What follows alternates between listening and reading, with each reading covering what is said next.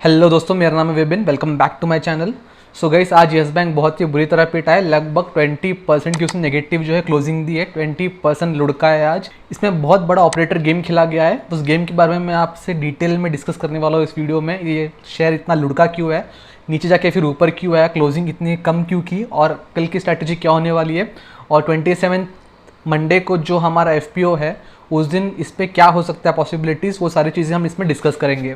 So guys, आज जो yes bank लुढ़का है 14.75 पे, ये हमें आज दिख रहा है। बट जो HNIs है, जो बड़े बड़े इन्वेस्टर्स थे, जो हाई वैल्यू इन्वेस्टर्स थे, हाई नेट इंडिविजुअल, उनको ये जो है बहुत पहले से पता था। उन्होंने बहुत पहले ये जो FPO जब आया था, जब उन्होंने सब्सक्राइब किया था, तभी से उन्होंने डिसाइड किया था कि यस बैंक जो है आज लोअर सर्किट में ही ओपन होगा। उसका रीज़न क्यों है मैं आपको एकदम डिटेल में बताता हूँ कि मैं इतने कॉन्फिडेंस से क्यों बता रहा हूँ इसमें।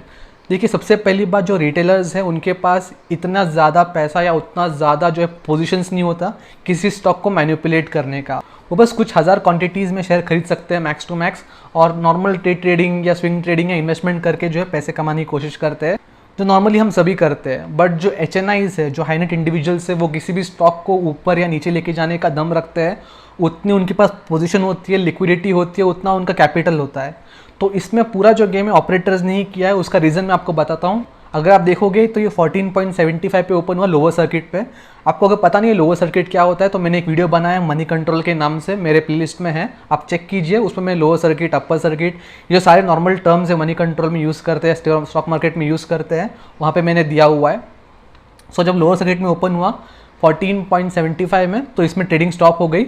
और जब वापस ट्रेडिंग रिज्यूम हो गई लगभग 10 बजे के आसपास, तो इसने बहुत जल्दी हाई दे दिया। इसका भी रीज़न, इसका भी एक फैक्ट मैं आपको बताता हूँ। और क्लोजिंग होते होते वापस उसने वही क्लोजिंग दी जो इसने ओपनिंग में दी थी, लगभग 14.60 14.80 के आसपास। जो चालू हुआ था 14.60 था, तो 20 पैसे ऊपर क्लोज हुआ। अगर हम NSE पे देखें तो इसका ट्रेडिंग वॉल्यूम आज 45 करोड़ के आसपास था, और डिलीवरेबल क्वांटिटी है 17 करोड़ 11 लाख की, और डिलीवरी परसेंटेज है 37.74 लाख। सो आप देख सकते हैं ये स्टॉक में कितनी बड़ी क्वांटिटी ट्रेड हुई है। ये बहुत ज़्यादा बड़ी क्वांटिटी है। अगर हम किसी पेनी स्टॉक को देखें जो सबसे ज़्यादा ट्रेड हो रहा है, उसकी भी जो वैल्यू है इसके पास नहीं आती। यहाँ मैंने वोडाफोन आइडिया का पेज ओपन किया है, तो अगर आप देखोगे तो इसमें जस्ट 23,000 करोड़ की क्वांटिटी ट्रेड हुई है, और इसकी जो डिलीवरेबल क्वांटिटी है जस्ट 8,000 है, यानी कि हाफ के भी कम होता है ये। और अगर आप देखोगे तो इसका प्राइस जस्ट 8 रुपीज़ 55 पैसे, जो कि पेनी स्टॉक बोलते हैं, जबकि यस बैंक का प्राइस डबल डिजिट में था 14 रुपीज़। फिर भी अगर इसमें इतनी बड़ी क्वांटिटी ट्रेड हुई है, मतलब ये जो ऑफलोड कर रहा है, जो बेच रहा है, बहुत बड़ा प्लेयर है, या बहुत बड़े बड़े लोग हैं जिनके पास इतना कैपिटल एक्चुअली है कि इतना बड़े पोजिशन इसमें ले सके, सेल कर सके। ये स्टॉक ओपन हुआ था जैसे कि मैंने बोला 14.60 पे, और पूरे दिन में इसने हाई दिया है 16.45 पे। ये टाइम पे कुछ लोगों को राहत मिली थी कि शायद अभी ये फ्लैट बंद हो या इसी प्राइस के आसपास बंद हो, 15 या 16 के आसपास। बट अनफॉर्चुनेटली क्लोज होते होते काफ़ी नीचे चला गया था ये, और जो इसकी प्रीवियस क्लोजिंग थी वो थी 18.25 की। तो मैं अब ये बताता हूँ कि ये सोचा समझा प्लान या सोचा समझा गेम क्यों था, क्यों आज की डेट पे ये इतना स्टॉक नीचे गया, जबकि सबको एक्सपेक्टेड था शायद मंडे को जब लिस्ट हो 27 को, तब ये स्टॉक नीचे जाएगा। अगर आप देखोगे पिछले 5 दिन का डेटा मैं आपके सामने लगा देता हूँ। अगर आप देखोगे तो इसमें ज़्यादा मूवमेंट थी नहीं, जस्ट 18-19 चल रहा था। मंडे और ट्यूसडे को आप देखोगे तो जस्ट 19 पे ये खेल रहा था, नीचे ही नहीं आया। तो सबको यही लग रहा था शायद ये और नीचे आएगा नहीं, बिकॉज क्योंकि अगर आना होता तो ऑलरेडी सब लोग इसे बेच देते, क्योंकि 12 के भाव में इस शेयर को आगे मिलने वाला है, तो क्यों कोई होल्ड करेगा। तो इसमें कोई सेलिंग देखी नहीं गई। आप देखोगे ट्यूसडे तक जो बस 5% तक ही लुढ़कते जा रहा था, और बस एक ही रेंज बाउंड था, एक ही रेंज में था 19-18, 19-18 और कल 22 जुलाई को थोड़ा बहुत लुढ़का ये 18.45 की, जो कि बहुत ही एक्सपेक्टेड था। इसमें 5% का डाउनफॉल तो हर कोई एक्सपेक्ट कर रहा था कि रोज़ होने ही वाला है, बट पहले तो ये हुआ नहीं। मंडे से अभी तक ये जो है प्रॉपर ट्रेड कर रहा था, बस वेडनेसडे को जो है 5% का डाउनफॉल हुआ, और आज इसने बहुत बड़ा गैप डाउन दिया था। डायरेक्टली इसने 20% का गैप डाउन दिया था। ये एक्सपेक्टेशन लोगों को थी कि मंडे को होगी जब लिस्टिंग प्राइस होगी, क्योंकि सब रिटेलर्स बेचने के लिए खड़े रहेंगे, तब शायद हो सकती है। बहुत ही कम लोगों ने ये सोचा होगा कि आज ये हो सकता है। तो इसके पीछे होने का रीज़न क्या है मैं आपको बताता हूँ। ये थोड़ी टेक्निकल चीज़ है, जो लोग नए शेयर मार्केट में उन्हें शायद समझे ना, जो लोग 2-3 साल से ट्रेडिंग कर रहे हैं शायद उन्हें इजीली समझ आए। तो अगर आपको ये समझना नहीं है तो आप वापस एक बार रिवाइंड करके देखिएगा ये स्ट्रैटेजी समझने के लिए। तो आज जो किया गया है उसे कहते हैं शॉर्ट सेलिंग। शॉर्ट सेलिंग होता क्या है, तो आज था 23 जुलाई, जो 12 के भाव में शेयर्स आने वाले हैं वो है 27 जुलाई को, और जिन्होंने भी इस IPO में FPO में पार्ट लिया था सबको ये शेयर्स अलॉट हुए हैं, बिकॉज FPO 100% सब्सक्राइब नहीं हुआ था, बस 95% सब्सक्राइब हुआ था, तो एक्स्ट्रा शेयर्स थे, तो सबको जो है शेयर अलॉटमेंट हुए। सबसे पहली बात। सो हम आते हैं back to our concept short selling. So normally समझिएगा मेरे अकाउंट में 10 यस बैंक के शेयर्स है और मैं वो शेयर्स मार्केट में बेच रहा हूँ, तो हो सकता है मैं मार्केट वैल्यू से ऊपर बेचूँ या मार्केट वैल्यू से नीचे बेचूँ। अगर मैं मार्केट वैल्यू से ऊपर बेचता हूँ तो मेरा प्रॉफिट हुआ, मार्केट वैल्यू से नीचे बेचता हूँ तो मेरा लॉस हुआ। तो नॉर्मल रिटेलर्स या फिर जो बोल सकते हैं कि नॉर्मल जो सेफ ट्रेडर्स है वो ये करते हैं, या फिर जो ज़्यादा रिस्क लेना नहीं चाहते वो नॉर्मल यही करते हैं। बट अभी अगला गेम जो है ये HNIs का आता है, शॉर्ट सेलिंग का। काफ़ी रिटेलर्स भी ये करते हैं बट ये काफ़ी ज़्यादा रिस्की है, ये कभी करना नहीं चाहिए, बट ये आज हुआ है। इसमें मैं बताता हूँ क्या हुआ है। तो हमारे इंडिया में जो ट्रेड सेटलमेंट साइकिल है वो है T+2। अगर आप कोई स्टॉक खरीदते हो 23 जुलाई को, तो आपको अगले दिन आपके डीमैट अकाउंट में उसकी पोजीशन जो है आउटस्टैंडिंग दिखेगी, आपके पास वो पोजीशन होल्डिंग दिखेगी नहीं, आपको ब्रैकेट में लिखा जाएगा T+1। आप देखोगे कि ब्रैकेट में लिखा होगा T+1 और उसके सामने जो भी क्वांटिटी आपने बाय की होगी वो दिखती होगी और होल्डिंग में शेयर की क्वांटिटी 0 होगी। और जब अगले दिन ये बढ़ता है, और मैं बात कर रहा हूँ वर्किंग डे की, जब एक्सचेंज चालू है, जब ट्रेडिंग चालू है, जिस दिन ट्रेडिंग चालू नहीं होती है उस दिन का जो डे है उसे हम कंसिडर नहीं करते, जाकि सैटरडे संडे हम कंसिडर नहीं करेंगे। और जिस दिन ट्रेड+2 आता है तो ये 1 की जगह 2 हो जाता है और यहाँ पे आपको क्वांटिटी वैसी दिखती है आउटस्टैंडिंग। और जैसे तीसरा दिन आता है तो आपके डीमैट अकाउंट में शेयर आपको दिखते हैं अगर आप ये बाय कर रहे हो तो।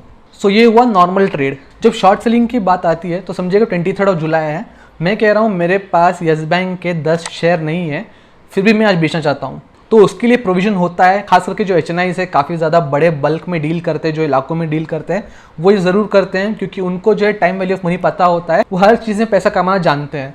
तो वो ये करते हैं कि मेरे पास आज पोजीशन नहीं है फिर भी मैं बेचना चाहता हूँ, जिस दिन सेटलमेंट डेट होगा जो कि T+2 उस दिन मैं ये शेयर ज़रूर आपको दूंगा, वो ये कहते हैं। और एक्सचेंज भी जो है इसे मान लेता है। तो वही हुआ यस बैंक में। यस बैंक में उन्होंने आज ये शेयर बेचे 14 के भाव पे, 14.60 जो था उसके भाव पे आज बेचा। तो उन्हें पता है कि 27 जुलाई को उनके अकाउंट में ये ट्रेड 12 के भाव में आने वाले हैं। तो जब 12 के भाव में आएंगे वो ये शेयर्स जो है जिनको भी इन्होंने बेचा है उनको डिलीवर कर देंगे। तो थर्ड डे जो है उनके अकाउंट में वो शेयर दिख जाएगा। आई होप आपको ये समझ गया होगा, क्योंकि अगर आज वो शेयर बेचते हैं तो उन्हें आज डिलीवर करने की ज़रूरत नहीं है शॉर्ट सेलिंग में। उन्हें T+2 जो कि ट्रेडिंग डेट +2 है, ट्रेडिंग डे होता है हमारा 23 जुलाई, ट्रेडिंग डे T+1 होता है 24, ट्रेडिंग डे +2 T+2 होता है 27। तो उन्हें 27 तक ही जो है ये शेयर देने की ज़रूरत है। जो बीच के 2 दिन होते हैं 25 और 26 वो होते हैं हॉलीडेज, उस दिन ट्रेडिंग नहीं होती है, सेटलमेंट जो कैलकुलेशंस है उस दिन नहीं होता है। सो आज ये स्मार्ट गेम खेला गया था। शॉर्ट सेलिंग जो है बहुत ही बड़े क्वांटिटी में हुई थी और मैं दावे के साथ कह रहा हूँ ये रिटेलर्स ने नहीं किया, बिकॉज रिटेलर्स इतने बड़े पोजीशंस शॉर्ट सेल नहीं कर सकते और उनके पास इतनी बड़ी पोजीशन होती भी नहीं है। जो भी किया है HNIs ने किया है, करोड़ों में जो शेयर्स है उन्होंने शॉर्ट सेल किया है। उन्होंने इसी अंदाजे से किया है कि आज वो इसे बेचेंगे, उन्हें कल डिलीवरी देने की ज़रूरत नहीं है, उन्हें मंडे डिलीवरी देने की ज़रूरत है, क्योंकि T+2 जो ट्रेड डेट +2 होता है मंडे होता है।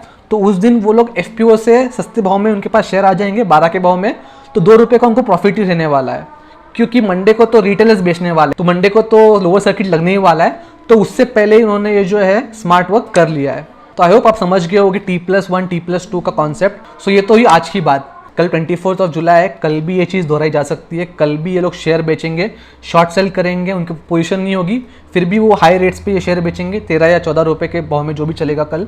और वापस वो लोग वो शेयर की डिलीवरी जो है मंडे को देंगे, कल के कल नहीं देंगे, मंडे को देंगे जब उन्हें ये शेयर 12 के भाव में मिलेंगे। तो वापस कल भी ये जो है गैप डाउन ओपन हो सकता है, मे बी 10% तक गैप डाउन हो सकता है अगर ये शॉर्ट सेलिंग जारी रहे तो। सो ये तो रीज़न हुआ कि पहले ये लोअर सर्किट में ओपन क्यों हुआ था, इतनी नीचे क्यों गया, क्योंकि नीचे ही ऑलरेडी लोगों ने ये शेयर बेच दिए थे, तो ये शेयर की वैल्यू काफ़ी कम हो गई थी, लिक्विडिटी बढ़ गई थी, इसके लिए लोअर में ओपन हुआ। तो बाद में ऊपर क्यों गया, तो जैसे ये जो मार्केट ओपन होने से पहले इन्होंने ये गेम कर लिया था, बट बाद में जो है इसमें बहुत बड़ी एक फेकिंग न्यूज़ चालू हुई थी कि यस बैंक ने अपना आइजिन चेंज कर लिया है। जो नए शेयर आने वाले मंडे पे उसका आइजिन अलग होगा। जिन लोगों को पता नहीं आइजिन क्या होता है, आइजिन का मतलब इंटरनेशनल सिक्योरिटीज आइडेंटिफिकेशन नंबर। जैसे कि हम शेयर बाय एंड सेल करते हैं, हमको पता है यस बैंक है, एमएनएम है, रिलायंस है, टीसीएस है, बट सिस्टम को वो पता नहीं होता। सिस्टम वैसा नहीं चलता। जो बैकएंड सिस्टम है जहाँ पे आप ऑर्डर डालते हो, जीरोधा हो, अपस्टॉक हो, कोई भी जो ब्रोकर हो आपका, वो ब्रोकर नाम से नहीं डील करता, वो डील करता है आइजिन से। आइजिन एक शेयर का आइडेंटिफिकेशन नंबर होता है। जैसे कि किसी गाड़ी का एक नंबर होता है, वैसे ही एक सिक्योरिटी का आइडेंटिफिकेशन नंबर होता है, यूनिक होता है। सारे सिक्योरिटी के नंबर अलग होते हैं। यस बैंक का सिक्योरिटी नंबर एक अलग होगा, रिलायंस का अलग होगा, टीसीएस का अलग होगा। सो मार्केट में यूजुअली तो 10-11 के आसपास एग्जिस्टिंग आइजिन है।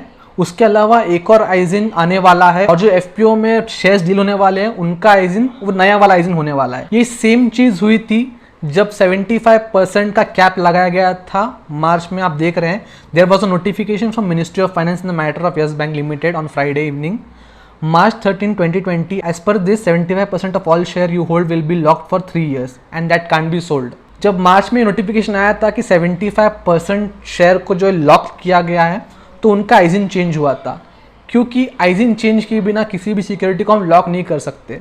तो यस बैंक का पहले का आइजिन जो था वो ये था, और जो नया आइजिन आया है अभी जो करंट मार्केट में एक्टिव आइजिन है वो ये है 035। अगर मैं एनएससी पे लेके जाऊँ आपको, एनएससी पे देख सकते हैं 035, ये न्यू आइजिन है। यहाँ पे भी देखिए न्यू आइजिन लिखा गया है। तो यही न्यूज़ वापस सर्कुलेट की गई थी और एक नया आइजिन दिया गया था, ये कहते हुए कि यस बैंक में एक नया आइजिन आने वाला है। और जैसे 75% शेयर को फ्रीज किया गया है, वैसे ही एफपीओ के जो शेयर्स हैं उन्हें भी कुछ टाइम के लिए फ्रीज किए जाएंगे। तो उससे हड़कंप मच गई, और एचएनआई जिन्होंने शॉर्ट सेल किया था उन्होंने वापस वो बाय कर लिया, क्योंकि जब कोई आइजिन चेंज होता है तो कुछ टाइम के लिए उसमें ट्रेडिंग स्टॉप हो जाती है, जब तक वो आइजिन पूरी तरह चेंज ना हो जाए। यस बैंक में ये हुआ, 75% जो शेयर ब्लॉक्ड है उनके आइजिन दूसरे हैं, और अभी जो ट्रेड हो रहे हैं उनके आइजिन नए वाले, जैसे मैंने आपको दिखाया था। तो उस वजह से बहुत ही हड़कंप मची, पैनिक बाइंग हो गई। जैसे यहाँ पैनिक सेलिंग किया गया था, वैसे ही पैनिक बाइंग की गई थी, और इस शेयर का प्राइस ऊपर गया। और जब ऊपर गया उसके बाद वापस लोगों ने जो है इसमें सेलिंग स्टार्ट कर दी। करते करते करते ये नीचे आया। अगर हम कल की बात करें तो जैसे मैंने कहा, कल भी सेलिंग प्रेशर हो सकता है, क्योंकि लोग वापस शॉर्ट सेल करेंगे। और अगर बात करें लिस्टिंग डे की, तो लिस्टिंग डे में तो काफ़ी ज़्यादा और नीचे जाने वाला है, क्योंकि रिटेलर्स भी ये शेयर बेचेंगे। इसमें एक पॉजिटिव न्यूज़ ये है कि इसमें जो मेजर स्टेक है, जो आई बिलीव 60% तक का स्टेक होगा अभी एसबीआई का, और जो बड़े बड़े एंकर इन्वेस्टर्स है, बड़े बड़े इंस्टीट्यूशन हैं उनके हैं, ना कि एचएनआईज और रिटेलर्स के। रिटेलर्स और एचएनआई के स्टेक काफ़ी कम हो गए, डाइल्यूट हो गए, और जो मेजर इन्वेस्टर्स हैं वो एसबीआई और टिंडल पार्क ऐसे बड़े बड़े इन्वेस्टर्स है। तो मैं अच्छी बात इसलिए कह रहा हूँ क्योंकि ये जब बड़े इन्वेस्टर्स होते हैं, जब हाई नेट इंडिविजुअल्स या रिटेलर्स के अलावा इतने बड़े इंस्टीट्यूशनल इन्वेस्टर्स, एंकर इन्वेस्टर्स या क्यूआईबी जिन्हें कहते हैं, क्वालिफाइड इंस्टीट्यूशनल बायर्स, जब ये लोग किसी स्टॉक में पोजीशन लेते हैं तो वो लॉन्ग टर्म के लिए लेते हैं। वो इंट्राडे, शॉर्ट सेलिंग ऐसा कुछ नहीं करते। अगर शेयर की वैल्यू नीचे जाती भी है तो भी वो होल्ड करते हैं, जब तक कि उन्हें एक रीजनेबल या उन्हें एक नोटिसेबल प्रॉफिट ना हो तो। क्योंकि ऑलरेडी एसबीआई का जो बाइंग प्राइस है एफपीओ के पहले वही 10 रुपये था। अगर ये शेयर 10 रुपये या उसके नीचे आता है तो ऑब्वियसली एसबीआई इसमें कोई सेलिंग पोजीशन बनाएगा नहीं, जब तक वो प्रॉफिट में ना आए, वो भी रीजनेबल प्रॉफिट। ऐसा नहीं कि 12 रुपये, 13 रुपये, 15 रुपये, एक डबल ट्रिपल डिजिट में प्रॉफिट जब तक आता नहीं है, एसबीआई उसके स्टेक्स इसमें बेचने वाला है नहीं। ना ही ये टिडल पार्क जैसे बड़े बड़े इन्वेस्टर्स है वो इजीली इसमें सेल करेंगे। तो अगर आपने ये शेयर बहुत ही महंगे खरीदे हैं, 200-300 रुपये जब इसका प्राइम टाइम था, तो अभी आप अगर बेचने भी निकले तो भी आपको कुछ मिलने वाला है नहीं। तो आप पेशेंस रखिए। ऑलरेडी आप लॉस में हैं तो हो सकता है थोड़ा बहुत आपको और लॉस बेयर करना पड़े, बट पॉसिबिलिटी ये है क्योंकि इतने बड़े बड़े इन्वेस्टर्स लॉन्ग टर्म के इन्होंने पैसे डाले हुए हैं। 3 साल तक एसबीआई का फंड भी ज़्यादा नहीं बट 25% तक उनका भी फंड अटका हुआ है। तो ऑब्वियसली उन्होंने पूरी मेहनत की इसे रिवाइव करने की, इसमें बहुत सारा पैसा भी आया हुआ है। फंडामेंटली ये बैंक काफ़ी वीक है क्योंकि इसका रेपुटेशनल डैमेज बहुत है, इसके सेंटीमेंट्स नेगेटिव है, इसके बैलेंस शीट अभी भी बहुत कच्चे हैं। बट इनको जो फंड आया है 15,000 का, वो इनको 2 साल तक जो है सर्वाइव करने में इजीली हेल्प करेगा।